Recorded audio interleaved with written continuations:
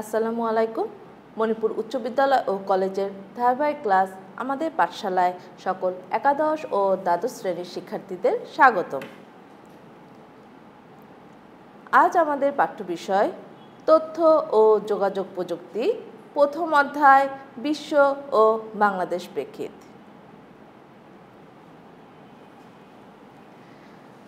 শিক্ষার্থীরা ছবিটি খেয়াল করো। এখানে একটা মেয়ের ত্বকের ছবি দেওয়া হচ্ছে। সেখানে মেয়েটির মুখে দেখা যাচ্ছে যে তার গালে একটি তিল দেখা যাচ্ছে। তো অনেকেই এই তিলটিকে কি করবে, পছন্দ করবে। আবার অনেকেই ভাববে যে এই তিলটি যদি না থাকতো তাহলে হয়তো আমি আরও সুন্দর লাগতো বা আমি তিলটাকে পছন্দ করছি না। বর্তমানে এমন কিছু চিকিৎসা পদ্ধতি চালু হয়ে গেছে যেখানে এই তিলটিও অপারেশন করা সম্ভব। অপসারণ করা সম্ভব। যদি অপারেশনের মাধ্যমে সেটা অপসারণ করা হয় তাহলে হয়তো মেয়েটিকে এরকম দেখতে লাগবে। তো যারা এই তিলটিকে পছন্দ করবে না তারা হয় এই চিকিৎসা পদ্ধতি নিয়ে এরকম তিলটাকে রিমুভ করতে পারবে। তাহলে শিক্ষার্থীরা তোমরা হয়তো বুঝতে পারছো যে আমরা কোন ধরনের চিকিৎসা পদ্ধতির কথা আজকে পড়তে যাচ্ছি। আজকের আমাদের পাঠ হচ্ছে ক্রায়োসার্জারি ও মহাকাশ অভিযান। আমরা যে ছবিটা দেখলাম সেটা হচ্ছে ক্রায়োসার্জারি একটি চিকিৎসা পদ্ধতি। সেই পদ্ধতি ব্যবহার করে আমরা আসলে তিলটা অপসারণ করব, তার বিস্তারিত আমরা পরে পড়ব। তাহলে ক্রায়োসার্জারি এবং ছোট্ট একটা টপিক সাইড একটু পড়বো আমরা, সেটা হচ্ছে মহাকাশ অভিযান। আজকের পাঠ থেকে শিক্ষার্থীরা যা শিখতে পারবে সেটা হচ্ছে ক্রায়োসার্জারি কি তা বলতে পারবে, ক্রায়োসার্জারি ব্যবহারের ক্ষেত্র বলতে পারবে, ক্রায়োসার্জারি চিকিৎসা ক্ষেত্রে কিভাবে বাড়তি সুবিধা এনে দিয়েছে ব্যাখ্যা করতে পারবে এবং মহাকাশ অভিযান কি তা বলতে পারবে, মহাকাশ অভিযানের লক্ষ্য ও উদ্দেশ্য বলতে পারবে।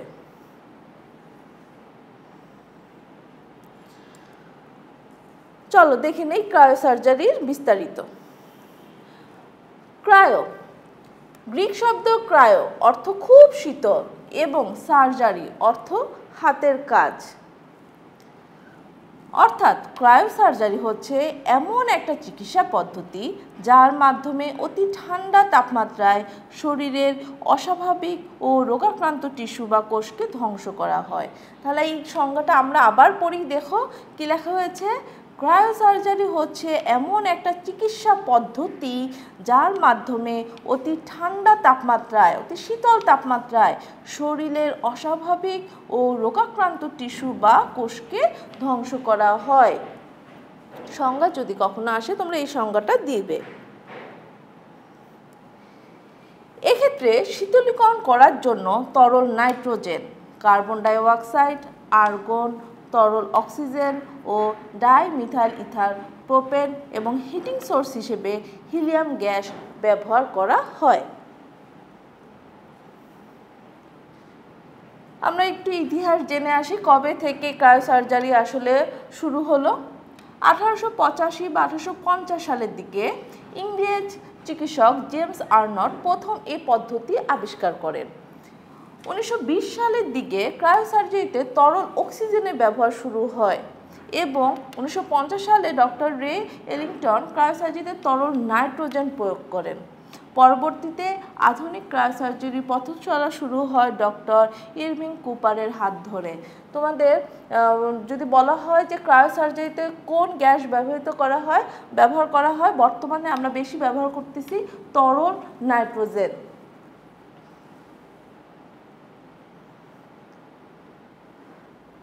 অনেক ধরনের গ্যাসই তো ব্যবহার করা হয়, মানে বিভিন্ন কাজে বিভিন্ন সময় বিভিন্ন ধরনের গ্যাস ব্যবহৃত হয়। আমরা দেখে নেই তার তাপমাত্রাগুলো কতটুকু।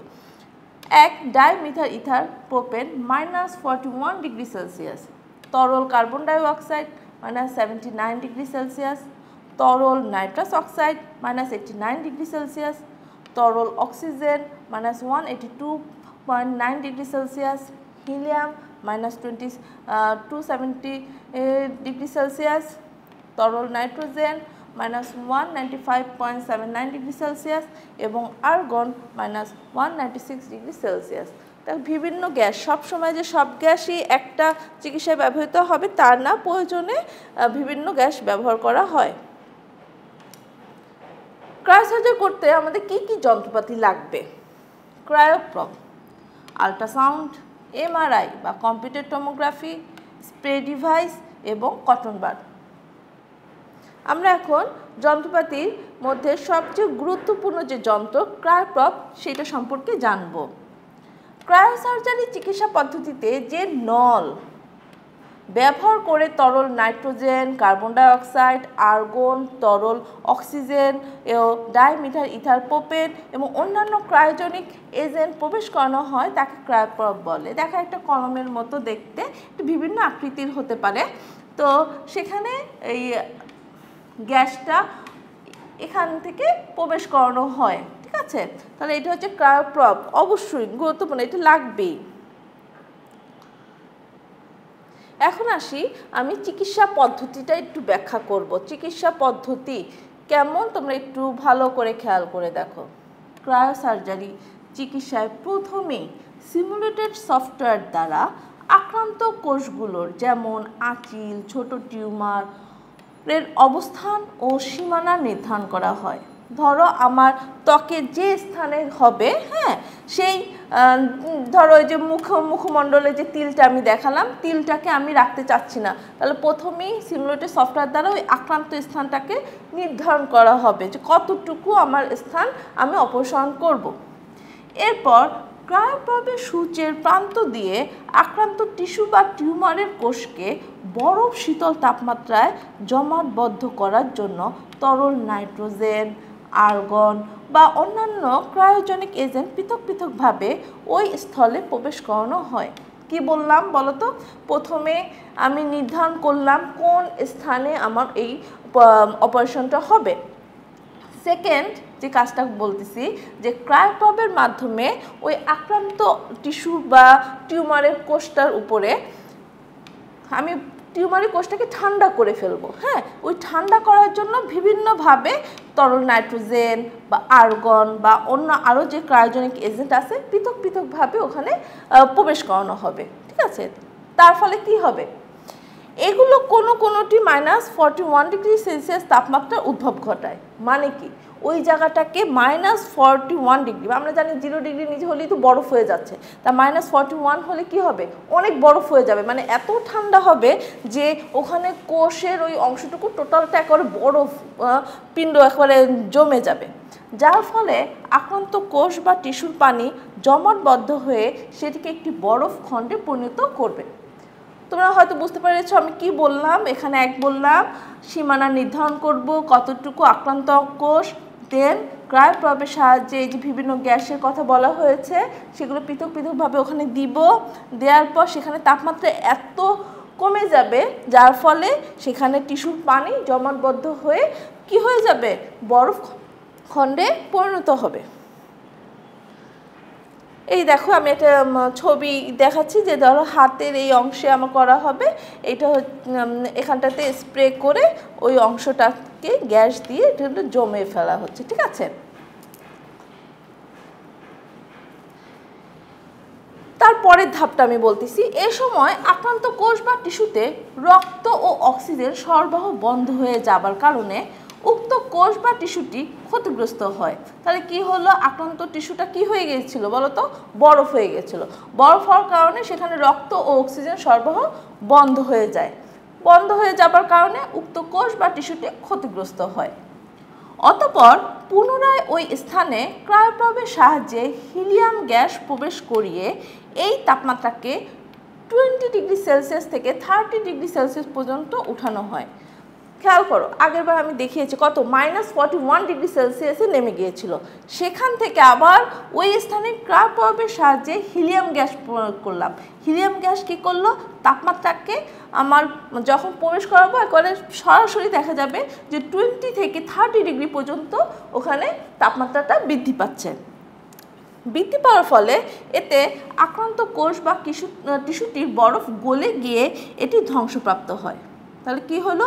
বরফ ছিল, যখন তাপমাত্রা বাড়ানো হলো তখন সেটা বরফ গলে গেল এবং তখন যে টিস্যুটি বরফ গলে গিয়ে আক্রান্ত অংশটা ধ্বংস হয়ে গেল, কারণ ওখানে রক্ত মানে অক্সিজেন কিছু যখন প্রবেশ হচ্ছে না তখনই সেটা মরে গেল।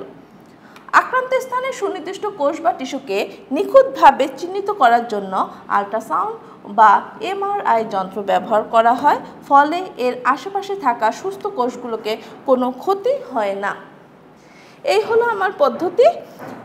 তাহলে আমি কয়েকটা ধাপ, একটা হচ্ছে গিয়ে চিহ্নিত করা, দেন ক্রায়োপ্রবের সাহায্যে সেখানে বিভিন্ন গ্যাস প্রবেশ করে তাপমাত্রা অনেক নিচে নামিয়ে ফেলা, যার ফলে সেখানে সেই অংশটুকু কি হয়ে যায়, বরফপিণ্ড হয়ে যায়। তারপরে আবার সেখানে হিলিয়াম গ্যাস প্রবেশ করিয়ে তাপমাত্রাকে দ্রুত আবার বাড়িয়ে ফেলা, বাড়ানোর ফলে কি হয়ে যাচ্ছে, বরফ গলে যাচ্ছে এবং সেখানে কোষটা হচ্ছে, যে রোগাক্রান্ত কোষটা ছিল সেটা ধ্বংস হচ্ছে।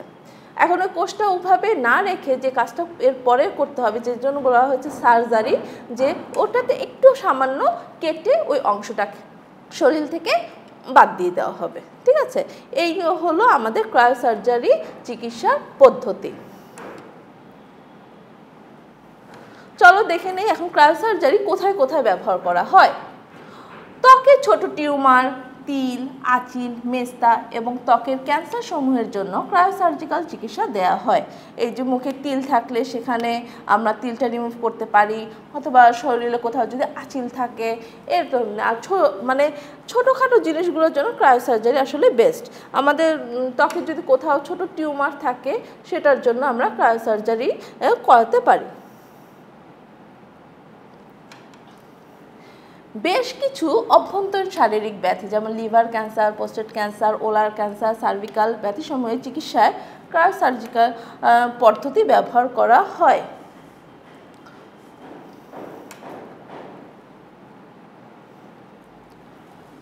মানবদেহের কোষকলার কোমল অবস্থা যেমন প্লান্টার ফ্যাসিলিটিস বা ফিব্রোমাকে ক্রায়োসার্জারির মাধ্যমে চিকিৎসা করা যায়। 4. মস্তিষ্কের টিউমার, চোখের ছানি, প্রসূতি সমস্যায় এই পদ্ধতি কার্যকরভাবে ব্যবহৃত হয়। আমরা অনেকগুলো ব্যবহার দেখলাম, তোমাদের পরীক্ষায় দেখা যায় অনেক সময় সৃজনশীল এই ব্যবহারের উপরে ভিত্তি করে সাজানো হয়। তো তোমরা যদি ব্যবহারটা ভালোভাবে জানো, আশা করি তোমরা কোশ্চেনটা ধরতে পারবে। ক্রায়োসার্জারি চিকিৎসার সুবিধাগুলো কী কী? 1. ক্রায়োসার্জারি চিকিৎসা পদ্ধতিতে প্রচলিত শল্য চিকিৎসার মতো অতটা কাটাছেঁড়া করার প্রয়োজন হয় না। হ্যাঁ, আমরা সার্জারি বলতেছি, বাট নর্মাল যে সার্জারির কথা আমরা যেটা চিন্তা করি যে অনেক কাটাছেঁড়া করা লাগে, কিন্তু এটা অতটা দরকার হয় না। 2.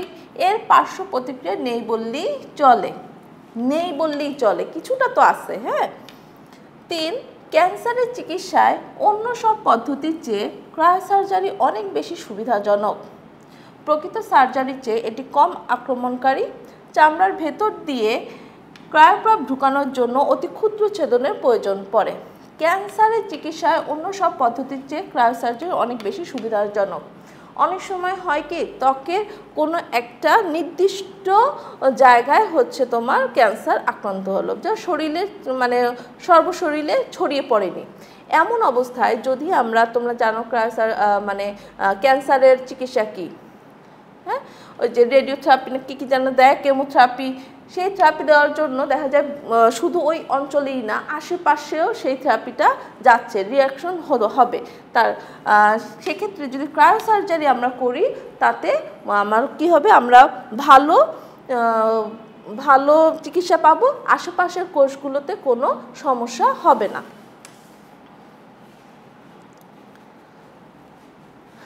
সার্জারির ক্ষেত্রে ব্যথা, রক্তপাত এবং অন্যান্য জটিলতা সমূহকে ক্রায়োসার্জারিতে একেবারেই কমিয়ে আনা হয়। অন্যান্য চিকিৎসার চেয়ে এটি কম ব্যয়বহুল এবং সুস্থ হতেও খুব কম সময় নেয়। তাই দেখা যায় কি, অনেকেই ছোটোখাটোর জন্য ডাক্তারের কাছে গেলে চিকিৎসা নিয়ে সেদিনই চলে আসতে পারে। আমাদের হসপিটালে ভর্তি হওয়ারও ওরকম কোনো দরকার পড়ে না। হাসপাতালে খুবই স্বল্প সময়ে অবস্থান করতে হয়, অনেক ক্ষেত্রে হাসপাতালে থাকতেই হয় না। অনেক সময় লোকাল অ্যানেস্থেসিয়ার মাধ্যমে ক্রায়োসার্জারি সম্পন্ন করা যায়।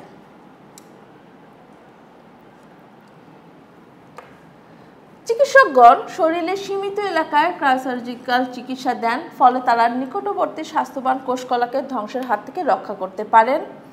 এই চিকিৎসাটি নিরাপদে বারবার করা যায় এবং সার্জারি, কেমোথেরাপি, হরমোন থেরাপি ও রেডিয়েশনের মতো স্ট্যান্ডার্ড চিকিৎসার পাশাপাশিও করা সম্ভব।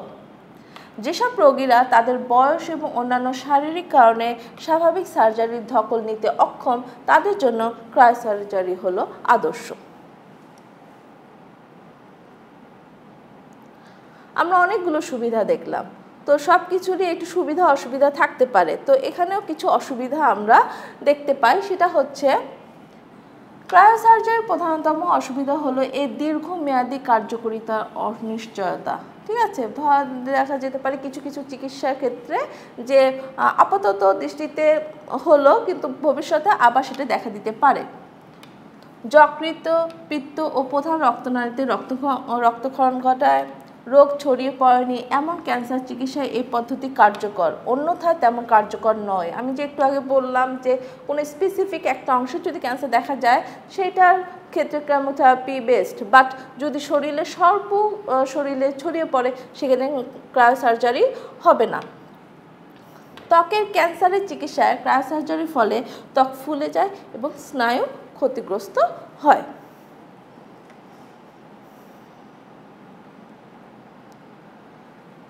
ক্রায়োসার্জারি কাদের জন্য উপযোগী নয়?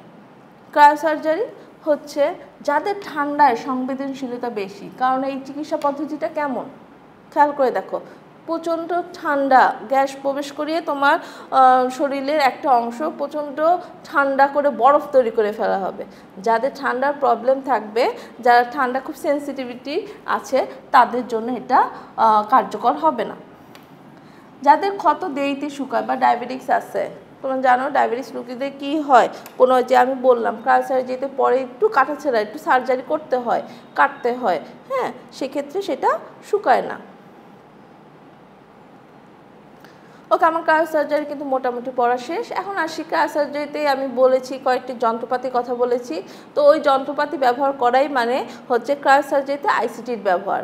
ক্রায়োসার্জারিতে আইসিটি কী ব্যবহার করা হচ্ছে, আমি কথা বলে আসছিলাম যে ক্রায়োপ্রপ। দেখো, ক্রায়োসার্জারিতে সুইয়ের মতো লম্বা ক্রায়োপ্রপ যন্ত্রের সাহায্যে আক্রান্ত টিউমারে নাইট্রোজেন ও আর্গন গ্যাস সরবরাহ করা হয়। তাহলে এই ক্রায়োপ্রপ কিন্তু আমাদের একটা আইসিটিরই একটা অংশ, সেটা আমরা এই চিকিৎসায় ব্যবহার করতেছি। ক্রায়োপ্রপ সঠিকভাবে পরিচালনা করার জন্য এবং পাশে সুস্থকর যাতে ক্ষতিগ্রস্ত না হয় সেজন্য কম্পিউটার নিয়ন্ত্রিত আল্ট্রাসাউন্ড অথবা এমআরআই ব্যবহার করা হয়। তাহলে আমরা কি ব্যবহার করতেছি? ক্রায়োপ্রপ ব্যবহার করতেছি, দেন হচ্ছে গিয়ে আল্ট্রাসাউন্ড এবং হচ্ছে এমআরআই ডিভাইস এগুলো ব্যবহার করছি।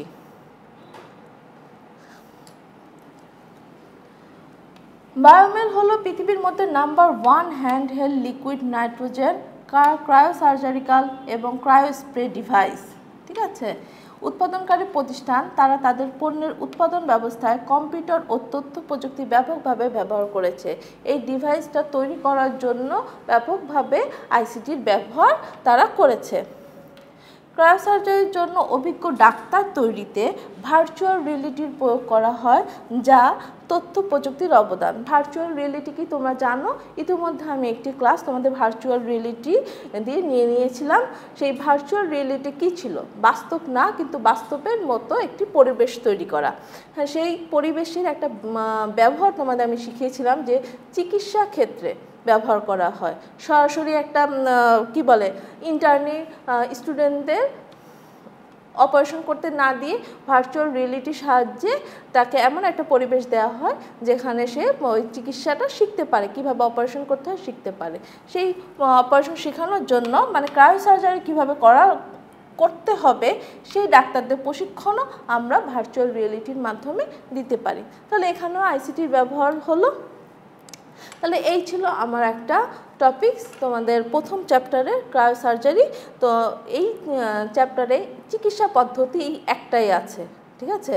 সো কোনো কনফিউশন ছাড়াই যদি কখনো কোশ্চেন আসে যে খুব সহজে অল্প রক্তপাতে বা কম সময়ে খুবই মানে বিভিন্ন ভালো কথাগুলোই দেখা যায় যে ব্যবহার করা হয়, এর ফলে যে চিকিৎসা করা হয় তার বর্ণনা করো। তো তুমি বুঝে যাবে যে আসলে কোন চিকিৎসা পদ্ধতির কথা বলা হয়েছে, এখানে ক্রায়োসার্জারির কথা বলা হয়েছে। হ্যাঁ,